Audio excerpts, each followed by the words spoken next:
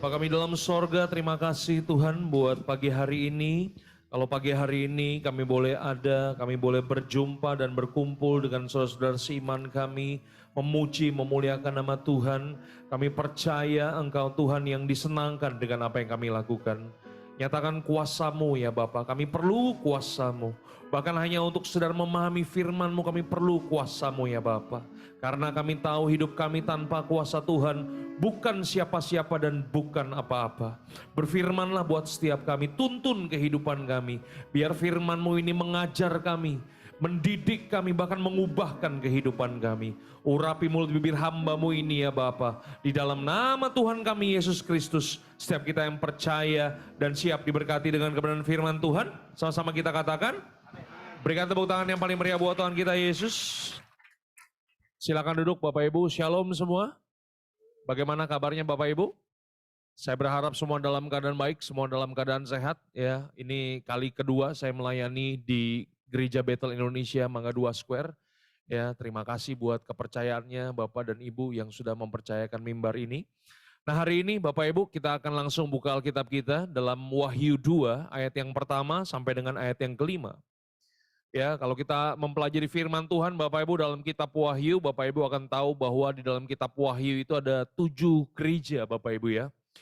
Nah, ada begitu banyak tafsirannya kalau kita membahas tentang 7 gereja yang ada dalam kitab Wahyu Bapak Ibu. Ada teolog-teolog yang berpendapat bahwa 7 gereja dalam kitab Wahyu itu adalah perjalanan gereja dari gereja mula-mula sampai dengan gereja akhir zaman.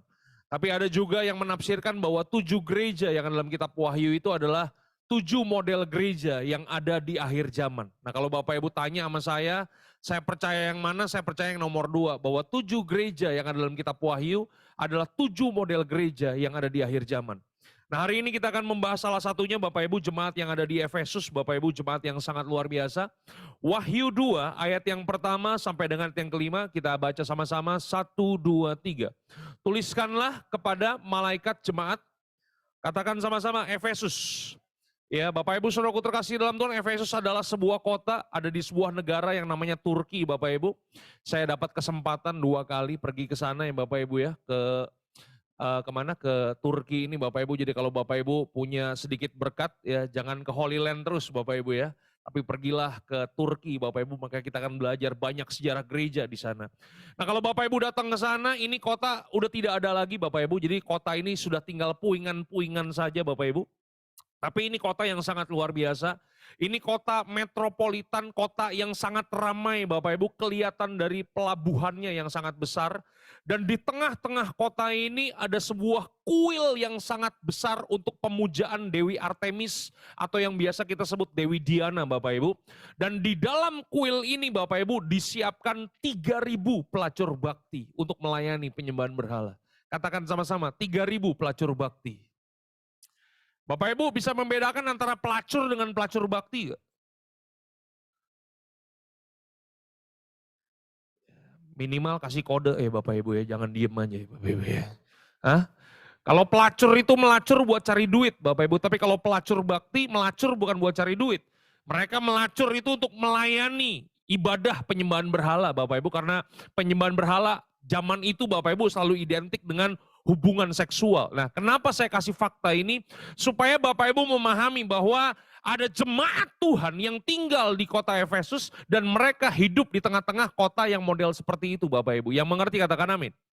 Ya, jadi pada waktu Tuhan melihat jemaat ini, kemudian Tuhan memperkenalkan dirinya sebagai apa? Alkitab katakan apa dalam ayat yang pertama? Demikianlah firman Tuhan, kita baca sama-sama. Inilah firman dari Dia yang memegang 7 bintang itu di tangan kanannya dan berjalan di antara 7 kaki dian emas itu. Katakan sama-sama 7. Ya, 7 itu kalau Bapak Ibu mempelajari teologi Yahudi, Bapak Ibu akan mengerti bahwa orang Yahudi itu percaya yang namanya gramatikal, Bapak Ibu, yang artinya begini, setiap angka yang ada di dalam Alkitab itu punya pengertian, punya filosofi, punya kebenaran, dan angka 7 itu adalah angka kemuliaan Bapak Ibu. Angka yang sempurna. Jadi ketika Tuhan datang kepada jemaat di Efesus, dia berkata dia sebagai pemegang 7 bintang dan berjalan di atas 7 kaki dian. Tuhan mau supaya jemaat di Efesus menjadi jemaat yang sempurna. Jadi kalau hari ini firman Tuhan juga datang kepada saudara, Tuhan mau supaya jemaat GBI Mangga 2 Square menjadi jemaat yang sempurna. Yang mengerti katakan amin. Bapak Ibu siap disempurnakan? Siapa yang menyempurnakan kita? Tuhan Yesus Kristus. Yang mengerti katakan amin. Oke, ayat yang kedua dan ayat yang ketiga, Bapak Ibu, firman Tuhan katakan apa? Ketika Tuhan datang kepada jemaat ini, Tuhan kemudian memberikan pujian kepada jemaat ini. Apa pujiannya? Kita baca sama-sama, 1, 2, 3. Aku tahu segala pekerjaanmu, baik jeripayahmu maupun ketekunanmu. Jadi ini bukan jemaat yang abal-abal, Bapak Ibu. Bukan jemaat yang cuma sekedar manas-manasin kursi gereja. Tapi ini jemaat yang sangat luar biasa. Tuhan tahu ketekunan mereka. Tuhan tahu jeripayah mereka, Bapak Ibu. Ini bukan jemaat yang timbul tenggelam. Bukan jemaat kapal selam. Apalagi Kristen napas. Bapak Ibu tahu Natal dan Paskah.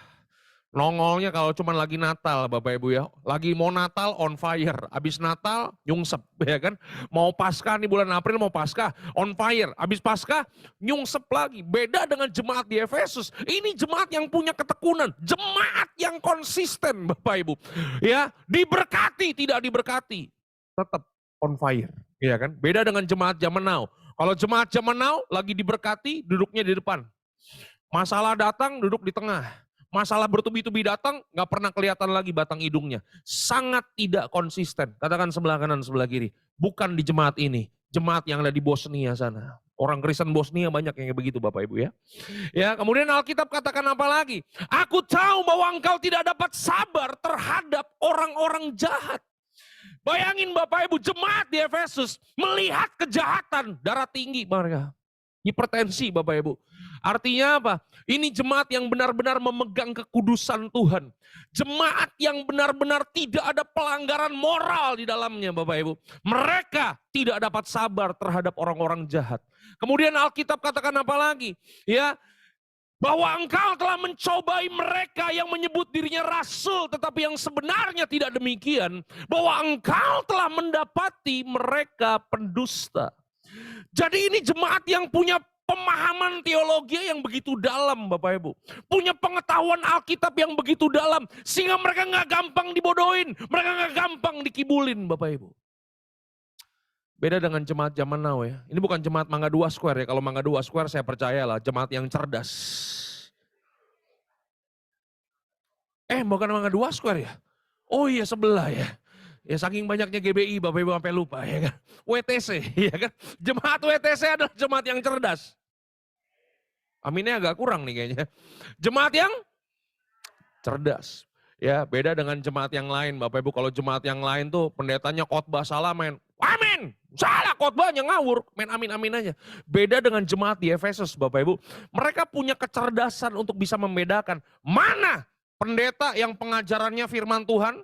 Pengajaran murni. Dengan pendeta yang pengajarannya kemakmuran mulu Bapak Ibu ya. Percaya Yesus kaya diberkati. Hari Minggu rajin ke gereja, mati masuk surga. Katakan sebelah kanan, sebelah kiri. Tinggalkan pengajaran model kayak begitu. Ya, jemaat di Efesus, jemaat yang sangat luar biasa Bapak Ibu. Bahkan dalam ayat yang ketiga dari Wahyu 2, dipuji lagi Bapak Ibu. Sampai 2 ayat pujiannya Bapak Ibu. Alkitab katakan apa? 1, 2, 3. Dan engkau tetap sabar dan menderita oleh. Jadi ini jemaat yang rela berkorban. Jemaat yang rela menderita Bapak Ibu. Bukan hanya sekedar jemaat yang setia. Kalau sekarang kan banyak jemaat setia ya Bapak Ibu ya. Datang ibadah tuh gak pernah absen. Bertahun-tahun. Duduk di tempat yang sama, biasa kan begitu ya. Kalau jemaat yang setia kan duduknya nggak pindah-pindah Bapak Ibu. Duduk di tempat yang sama. Mungkin kalau dia mati, itu kursi jadi milik dia Bapak Ibu. Saking setianya, ya kan? Tapi nggak rela berkorban. Nggak rela menderita Bapak Ibu. Beda dengan jemaat di Efesus. Rela berkorban, rela menderita bagi nama Tuhan. Bahkan dikatakan apa lagi? Alkitab katakan begini, dan engkau tidak mengenal lelah. Dahsyat. Jadi kalau jemaat ini punya yel-yel Bapak Ibu. Ini jemaat punya lagu. Lagu mereka tuh, jangan lelah bekerja di ladangnya Tuhan. Tahu lagu itu gak? Gak tahu ya? Jangan lelah. Udah gak usah diterusin ya, udah pelan fales lagi kan. Gak enak. Jemaat Efesus luar biasa Bapak Ibu. Nih kalau jemaat ada di Jakarta nih Bapak Ibu nih, saya mau kasih tahu nih, banyak orang mau jadi gembalanya Bapak Ibu. Betul nggak? Mendaftarkan diri jadi gembalanya. Kenapa? Karena di jemaat nggak perlu didorong-dorong, nggak perlu dimotivasi. Mereka punya inisiatif untuk bekerja di ladangnya Tuhan. Tidak pernah lelah. Ngeri. Ya, jemaat hebat Bapak Ibu. Tapi masalahnya begini Bapak Ibu, semua kehebatan yang dimiliki jemaat Efesus, semua pengorbanan yang dimiliki jemaat Efesus menjadi tercela. Katakan sama-sama tercela. Bapak Ibu kalau Bapak Ibu baca Alkitab dalam perjanjian baru, kalau Tuhan Yesus sudah ngomong begini, celakalah engkau atau tercelalah engkau, itu udah bahaya Bapak Ibu. Kalau Alkitab perjanjian lama, kalau Allah Israel udah ngomong begini Bapak Ibu, terkutuklah engkau. Wah, katakan sebelah kanan sebelah kiri. Mendingan mati aja loh. Betul gak? Kita percuma hidup tanpa penyertaan Tuhan. Bapak Ibu apa yang kita kerjakan gagal. Terkutuk. Mendingan mati aja. Betul gak sih? Nah waktu Tuhan lihat jemaat di Efesus ini. Ayat yang keempat dari Wahyu 2. Tuhan celak jemaat ini. Alkitab katakan apa? Namun demikian aku mencela engkau.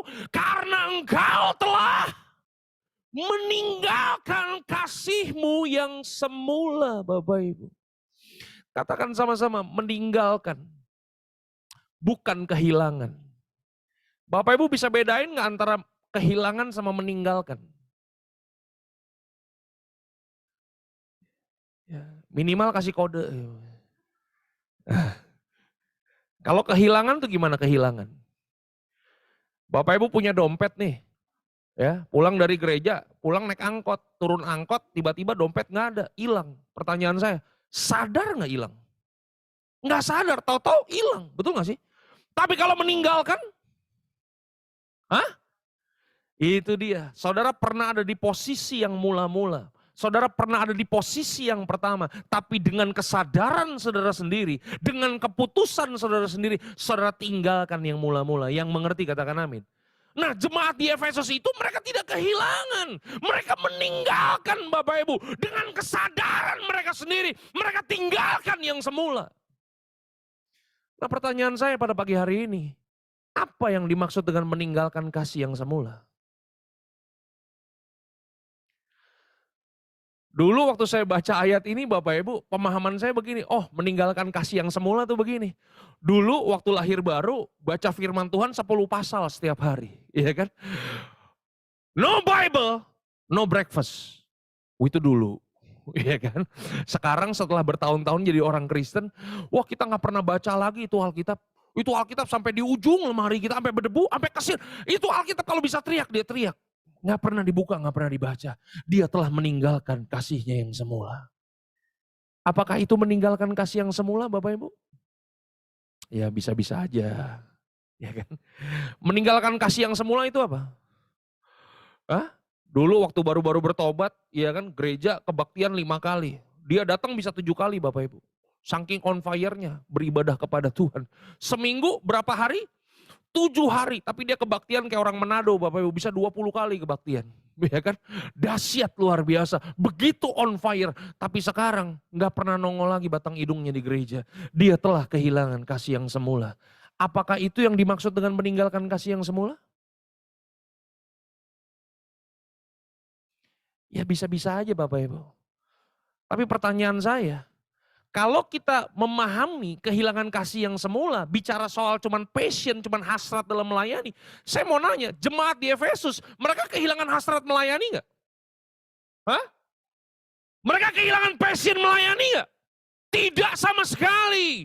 Bahkan karena passion mereka, karena pengorbanan mereka, karena jelipaya mereka, jemaat di Efesus, mereka dipuji sama Tuhan. Betul nggak? Mereka tidak kehilangan passion. Mereka masih baca firman Tuhan. Mungkin ibadahnya masih ada. Program-programnya masih berjalan.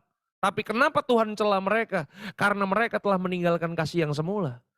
Bapak Ibu mau tahu apa artinya meninggalkan kasih yang semula? Enggak, kalau nggak mau tahu saya nggak kasih tahu. Ulang, mau tahu aja atau mau tahu banget? Kasih tahu nggak ya? Saya putuskan kasih tahu, ya kan udah diundang khotbah masa nggak dikasih tahu, ya kan.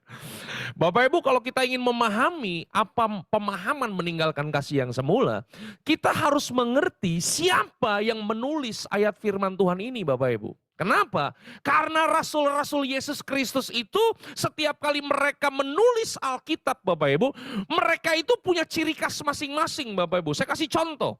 Rasul Paulus, Bapak Ibu, ciri khas tulisan-tulisan Rasul Paulus itu apa? Sangat penuh dengan teologi dan tradisi Yahudi begitu kental dalam tulisan-tulisan Rasul Paulus, Bapak Ibu. Rasul Petrus, ciri khas tulisannya apa? Penderitaan, Bapak Ibu. Jadi Petrus dan Yakobus, kalau Bapak Ibu baca ya, Petrus itu penderitaan, kalau Yakobus itu pencobaan, Bapak Ibu. Nah, kalau rasul yang menulis kitab Wahyu, siapa namanya, Bapak Ibu? Namanya rasul yang sangat luar biasa, Rasul Yohanes, Bapak Ibu. Dan satu-satunya Rasul Yesus Kristus yang berani menuliskan bahwa Allah adalah kasih. Itu siapa? Itu namanya Rasul Yohanes, Bapak Ibu. Jadi menurut Rasul Yohanes ternyata kasih itu bukan passion. Kasih itu bukan hasrat. Jadi ternyata menurut Rasul Yohanes kasih itu adalah pribadi yang namanya siapa? Yesus Kristus, Bapak Ibu. Jadi kalau waktu Tuhan menegur jemaat di Efesus, engkau telah meninggalkan kasihmu yang semula. Itu berarti apa?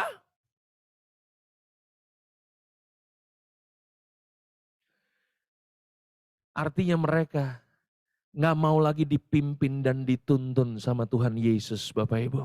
Yang mereka kerjakan hanyalah ego mereka, kepentingan diri mereka sendiri. Mereka telah kehilangan tuntunan dan pimpinan yang daripada Tuhan. Yang mengerti katakan haleluya. Bapak Ibu tahu apa yang paling berbahaya dalam kekristenan kita?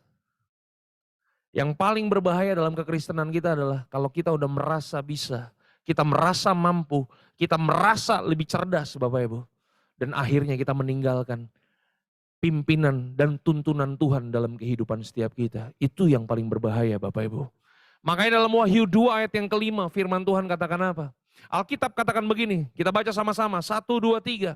Sebab itu ingatlah betapa dalamnya engkau telah jatuh. Katakan sama-sama, betapa dalamnya.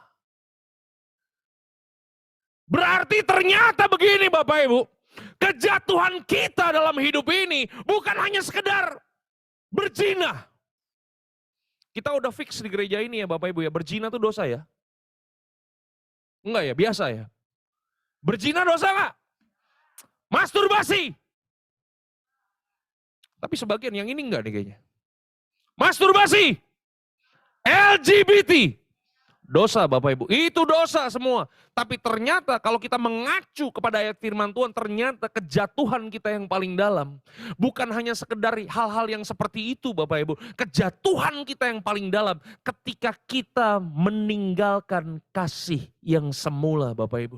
Kita nggak mau lagi dipimpin sama Tuhan. Kita nggak mau lagi dituntun sama Tuhan. Alkitab katakan apa lagi yang selanjutnya? Demikianlah firman Tuhan. Ya. Bertobatlah, oleh sebab itu bertobatlah dan lakukan lagi apa yang semula engkau lakukan. Jika tidak demikian, aku akan datang kepadamu dan aku akan mengambil kaki dianmu dari tempatnya. Jikalau, ini emang pesan-pesan pertobatan aminnya agak kurang mantap Bapak Ibu ya. Diberkatilah Bapak Ibu sampai keturunan ke-7 dan ke-8. Nggak amin juga ya. Maunya apa sih ini jemaat nih? Diberkati nggak mau, bertobat nggak mau, ya kan? Hah? Saya ulang sekali lagi. Bertobatlah. Dan lakukan lagi apa yang semula engkau lakukan. Alkitab katakan apa? Semua mata lihat saya. Saya tahu mata saya kecil tapi udah lihat aja. Siap? Jika tidak demikian, aku akan datang kepadamu dan aku akan mengambil kaki Dian dari tempatnya. Itu artinya apa Bapak Ibu? Tuhan akan ambil kaki Dian dari tempatnya Bapak Ibu. Bapak Ibu kalau Bapak Ibu mempelajari struktur bangunan bait suci Bapak Ibu. Bait suci itu banyak ruangan-ruangannya Bapak Ibu. Ya. Ada ruangan pelataran, ada ruang tengah, ada ruang maha kudus. Dalam ruang Maha Kudus itu ada yang namanya tabut perjanjian Bapak Ibu. Itu benda keramatnya bangsa Israel Bapak Ibu. Dan imam besar agung itu cuma boleh masuk setahun sekali. Masuk untuk mendapatkan pewahyuan yang daripada Tuhan Bapak Ibu. Dan saya mau kasih tahu. Satu-satunya benda penerangan untuk menerangi bait suci itu namanya kaki dian Bapak Ibu. Jadi kalau Alkitab katakan kalau engkau tidak bertobat dan engkau tidak melakukan apa yang semula engkau lakukan, aku akan datang dan mengambil kaki dian dari tempatnya. Itu artinya apa? Halo? Masih ada orang di sini? Itu dia. Saudara akan kehilangan pimpinan dan tuntunan Tuhan sehingga kita akan berjalan dalam kegelapan. Dan ketika kita berjalan dalam kegelapan, maka apa yang terjadi? Kemungkinan saudara tersandung dan terjatuh, itu pasti terjadi dalam kehidupan saudara. Yang mengerti katakan haleluya. Katakan sebelah kanan, sebelah kiri. Jangan merasa pintar lu. Jangan merasa bisa. Memang yang merasa-merasa ini berat Pak, ya kan? Bapak Ibu mesti bedain ya. Kaya dengan merasa kaya itu beda. Nih, jangan merasa-merasa. Halo? Saya mau kasih tahu Bapak Ibu, untuk menolong kehidupan saudara, itu perkara gampang buat Tuhan. Untuk kasih mujizat dalam kehidupan saudara, itu mah perkara gampang buat Tuhan. Saudara lagi terpuruk, bisnis hancur, untuk mengangkat kembali bisnis saudara, itu mah perkara gampang buat Tuhan. Keluarga saudara sedang ada di ujung tanduk, pernikahan saudara hampir kandas, untuk memulihkan pernikahan saudara, itu perkara gampang buat Tuhan. Bapak Ibu tahu apa yang susah buat Tuhan? Menuntun dan memimpin kehidupan saudara. Itu yang susah buat Tuhan. Sama seperti bangsa Israel Bapak Ibu. Apa kurangnya bangsa Israel Tuhan tolong? Tuhan tolong bangsa Israel dengan mujizat-mujizat yang spektakuler Bapak Ibu. Ya, Musa tinggal angkat tongkatnya, 10 tulah datang, keroyok Mesir Bapak Ibu. Musa tinggal sentuh sungai Nil berubah jadi darah. Mujizat-mujizat yang keren mereka lihat Bapak Ibu, tapi apa yang terjadi? Mereka nggak mau dituntun dan dipimpin sama Tuhan. Mereka selalu mau kembali ke Mesir terus Bapak Ibu. Betul gak sih?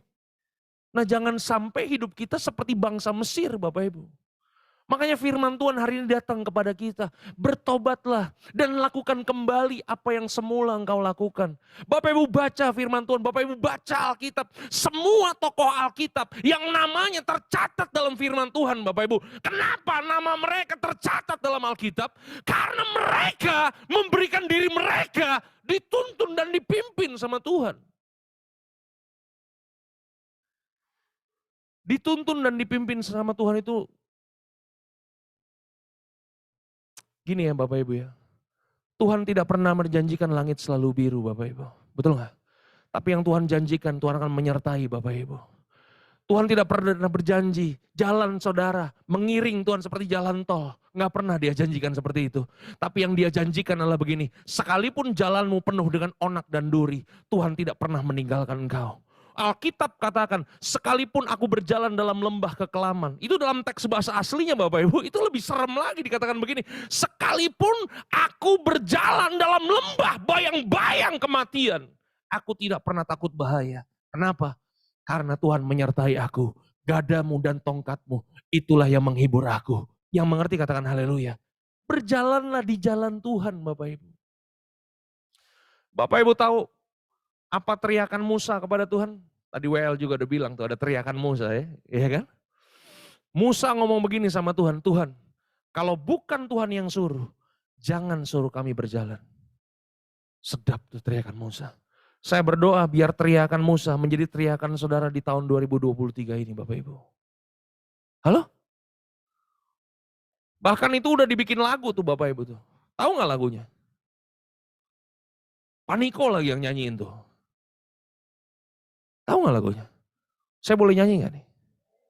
Ingat loh Bapak Ibu, nama saya Dieter Nicholas Bapak Ibu. Nama saya siapa? Dieter apa? Katakan Nicholas. Wah ada Niko-Nikonya juga di tengah Bapak Ibu ya. Ya memang suara saya tidak terlalu merdu seperti Bapak Niko, Bapak Pendeta Niko ya kan. Tapi nama saya siapa Bapak Ibu? Boleh nyanyi? Bila engkau tak besertaku, ku tak mau berjalan. Ku perlu Tuhan, pimpin langkahku dengan kasih karuniamu. Musa ngomong begitu sama Tuhan. Keren. Dan Bapak Ibu tahu nggak apa kata Tuhan buat Musa? Tuhan ngomong begini, Musa, aku udah suruh malaikat untuk menyertai engkau supaya engkau sampai di tanah perjanjian. Bapak Ibu tahu apa jawab Musa buat Tuhan?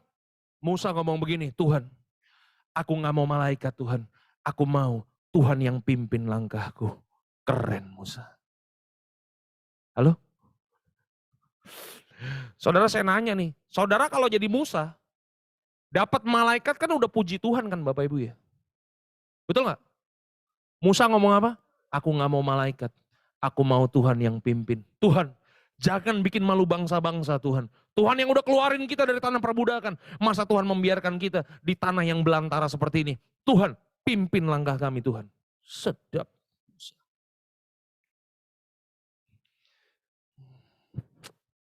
Emang susah nih amin yang begini-begini nih. Dah yang terakhir lah ya. Bapak Ibu pernah baca kisah tentang rubuhnya tembok Yeriko gak? Pernah ya? Menurut Bapak Ibu, kenapa tembok Yeriko bisa roboh? Tembok Yeriko bisa roboh karena? Yang bisa jawab saya kasih angpau, satu orang 100.000. Tapi kalau Bapak Ibu salah jawab, nah Bapak Ibu yang mesti kasih saya satu orang 100.000. Oh ya dong, keadilan sosial bagi seluruh rakyat Indonesia dong. Hah? Kenapa tembok Yeriko bisa roboh? Karena puji-pujian. Itu pewahyuan guru sekolah minggu Bapak Ibu. Kadang-kadang guru sekolah minggu kan kadang-kadang suka menyesatkan anak-anak kecil Bapak Ibu. Benar gak? Karena kita udah gede begini, udah jadi pendeta begini, yang kita ingin kan ajaran guru sekolah minggu Bapak Ibu ya kan. Ya kan, Yunus dimakan ikan paus. Saya baca Alkitab nggak pernah ada ikan paus di dalam. Ikan besar Bapak Ibu. Aduh. Guru-guru sekolah minggu nih perlu belajar Alkitab Bapak Ibu lebih banyak lagi ya.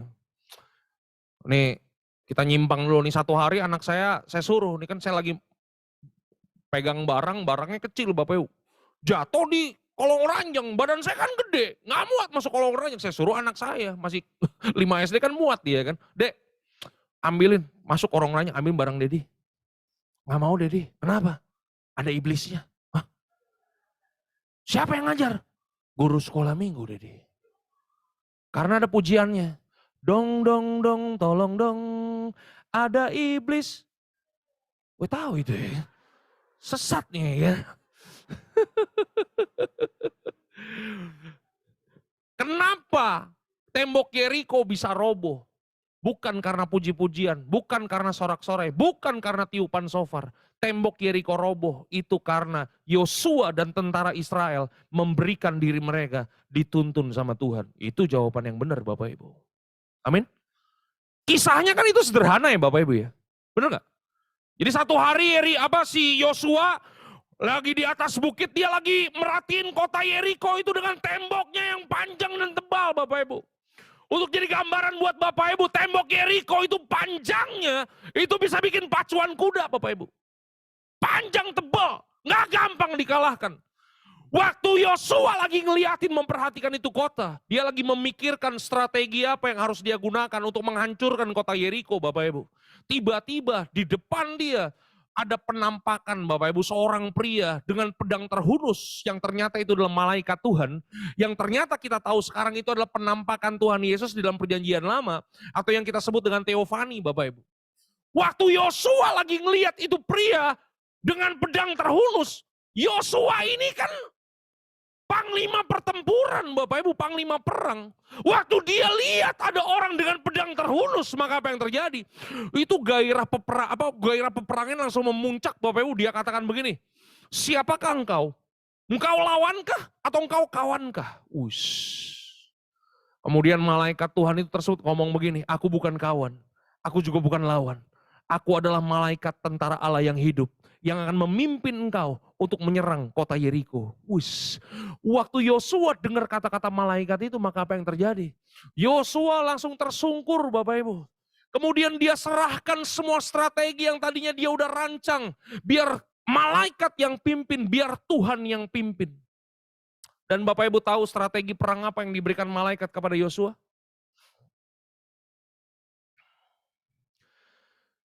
Saya senang nonton film perang, Pak. Tutur Tinular, saya udah nonton.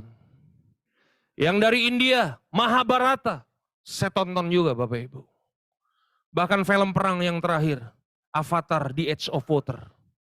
Saya juga udah nonton, 3 jam itu film ya Bapak Ibu ya. Jack Sully Bapak Ibu, pernah nontonnya? Oh, sorry. Jemaat WTC Manggadula memang kesukaannya doa, pujian penyembahan dan merenungkan firman. Jadi nonton-nonton film gituan duniawi lah ya, biar pendetanya aja duniawi Bapak Ibu. Ya saya nonton itu 3 jam nemenin anak saya Bapak Ibu. Itu saya nonton tidur 3 kali. Nggak selesai-selesai Bapak Ibu, itu film panjang banget. Tapi itu strategi perangnya kan keren banget, itu Jack Sully Bapak Ibu, betul gak sih? Bapak Ibu tahu strategi peperangan apa yang diberikan malaikat kepada Yosua? Malaikat ngomong begini, 1 hari sekali engkau kelilingin itu tembok. 1 hari sekali. Hari yang ke-7 engkau kelilingin lagi 7 kali. Selesai engkau kelilingin 7 kali di hari yang ke-7. Kau bersorak-sorai dan tiuplah shofar. Tapi untuk melakukannya itu Bapak Ibu dikasih syaratnya. Syaratnya apa? Mereka nggak boleh ngomong Bapak Ibu. Mereka harus berdiam. Menurut Bapak Ibu, gampang nggak buat tentara Israel bikin strategi kayak begitu? Hah? Itu saya baca Bapak Ibu ya, ada satu literatur. Literatur itu bilang begini, waktu tentara Israel keliling-keliling itu tembok Bapak Ibu, itu pasukan penjaga yang ada di tembok Yeriko Bapak Ibu, mereka itu ngebully Bapak Ibu. Ya, tentara Israel diprovokasi sama mereka, dikata-katain. Woi tentara Israel, lu mau perang apa mau pawai lu, keliling-keliling doang lu, serang kita dong. Bahkan di literatur itu dikatakan di hari yang ke-3 dan di hari yang ke-4 Bapak Ibu.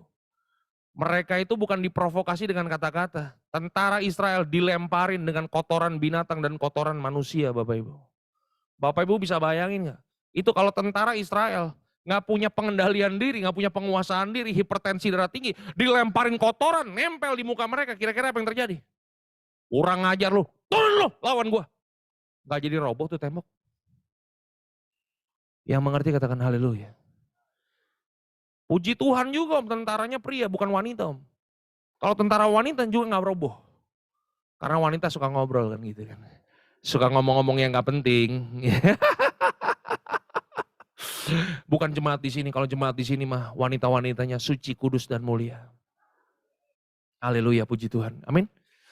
Dan waktu mereka melakukan persis apa yang disuruh malaikat, maka apa yang terjadi? Di hari yang ke-7, di putaran yang ke-7, waktu mereka bersorak-sorai, waktu mereka memuji-muji Tuhan, maka apa yang terjadi? Robohlah tembok Yeriko yang tebal dan panjang itu Bapak Ibu. Sekali lagi saya mau nanya, kenapa tembok Yeriko bisa roboh? Bukan karena puji-pujian kita, bukan karena sorak-sorai kita. Kita udah muji-muji Tuhan, kita udah sorak-sorai, nggak terjadi apa-apa. Kenapa? Karena pujian dan sorakan kita kosong, nol, nggak ada kuasanya. Karena apa? Karena kita tidak pernah memberikan diri kita dituntun dan dipimpin sama Tuhan. Kalau Bapak Ibu mau pujian dan sorak-sorai kita ada kuasanya, saya percaya kalau kita memberikan diri kita dituntun dan dipimpin sama Tuhan, tembok setebal dan setinggi apapun saya percaya akan roboh. Kenapa?